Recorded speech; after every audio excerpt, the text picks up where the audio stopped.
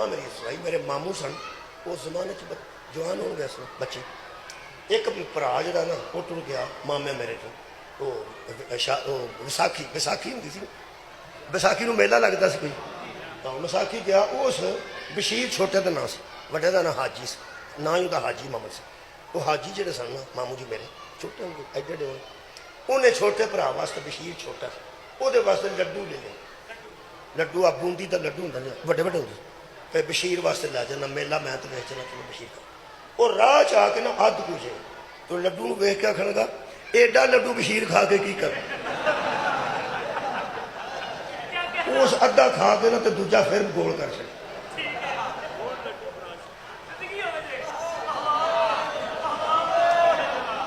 अद्धा खा के ना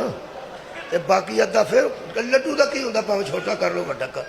पर जरा को पानी लाना सी फिर गोल हो गया उन्हें बनाब नूं के छोटा जाखणगा इदा ही बड़ा बशीर थे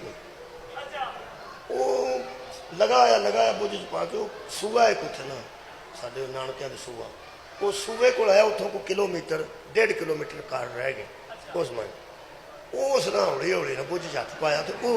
अद्धा जरा बनाया सी ना गोल करके कर लिया उस मूँह च पा के आख्या बशीर मेरे लड्डू से बैठा है गल ये कि रखदा वो जिहदा बहुत प्यार हो।